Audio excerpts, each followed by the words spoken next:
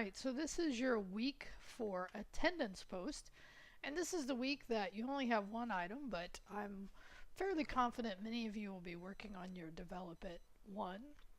I just today, and today is Saturday before week 4, created a video for the first code up. I'll post that in here in a few minutes. So that is available. It really gives you some new, it shows you a full app that I did.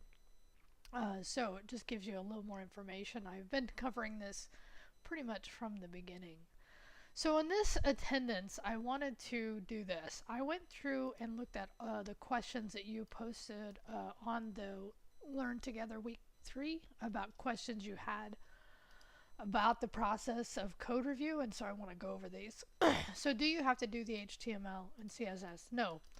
You don't for this first one, second one, and maybe the third Develop It. You will end up by the end creating a full interface for your app idea. Okay, so but for these, until we get to that part of learning it in the course, you don't have to. It says, can I come in early, meaning the week of, and I've talked about this, that, we're coming into week 4, and this is the week you could be working on it. If your code is ready for me to review, and what that means is it should be done, or at least as done as you feel like you can get it. And then if you come in early, yeah, I will give you then any suggestions you would need to get 100 points. I will, and I've talked about this again, review week 5 for what I will do during code review. The question will be, will you have to come back? Well, this really depends on how the state of your code is when you come to see me, okay?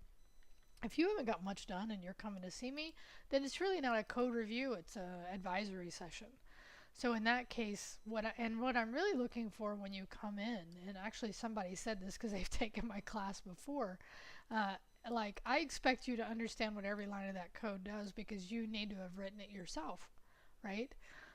So if you come in with not a lot of code and we have to give you, which is fine, a counseling session or a level up session to help you understand what you need to do, then you may need to come back. It depends on how far along that code is. So the further along that code is, if you have minor tweaks, then chances are you won't have to. Right, so the other thing is you need to give me 24 hours notice, and you need to have submitted that code 24 hours. Of course the due date is then, but if you're coming in early, right, and even if you're coming in the week after, give me notice so that I can look at your code. All right. This is online. Why do we have to come in? So this is something I really struggled with because, I have taught programming classes, this class now for the 3rd time this time, and I really find after teaching Node.js and other experiences I've had that it really works best to do a code review. Now, I don't require you to come right in. You can do a virtual meeting. That's really up to you. So, but I would just tell you I did struggle with this concept because I too like the flexibility that students have to do online classes. But in this case, because of the course content, I really felt it was important for a code review to happen. But I tried to be as flexible as I could in the technology that you use to be virtual. And I know I have a couple people already doing this, which is totally okay.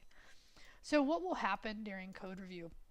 So I had mentioned this in the week 5 video. Please, the second shout out to that. Please check that out. Will I be debugging your code? No.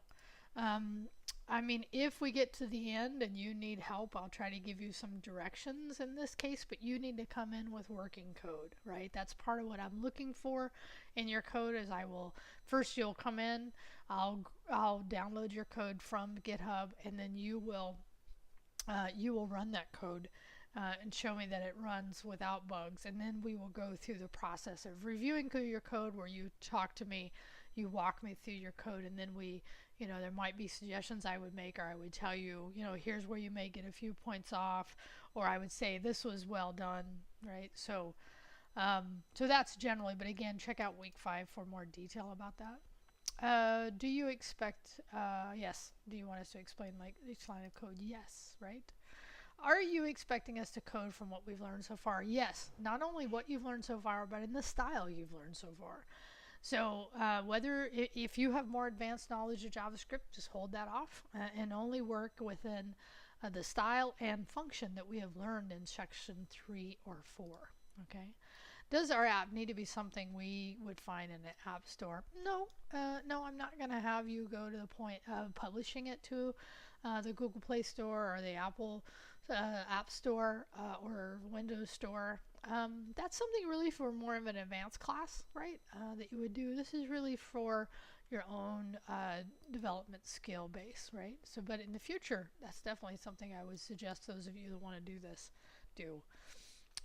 This is what I threw in here after thinking about it, is make sure you do something different than what you've seen Andrew and myself create already, right? So you want to create something different than that.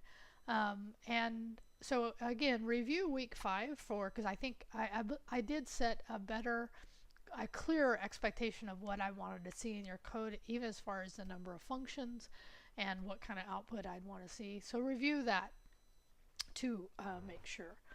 So I think that hopefully helps clarify any question, hopefully all the questions I saw. If I miss one, please let me know on this post and I will make sure that I do that.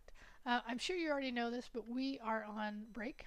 We are on break on Monday, Labor Day holiday. So just know that because of that, the Learn Together Week 4, that basically is just right here, is pushed one day. Now there was a question about this. William was great. He asked me about this. He said, where do we put this work? So just put it above in the same developit.md file. And here's what I'm looking for in your output. The more specific you are about what your program needs to do, the better this work is going to be. So the more time you spend thinking about that, it'll actually help you here for sure. The more detail you get in as far as what you're going to need to, what functions are you going to need to write, what are they going to need to calculate, what are they going to return. This is me really trying to help you think more about this, because if you wait till this night to work on this, depending on your skill level, right, this will be more or less challenging. So use this week fruitfully.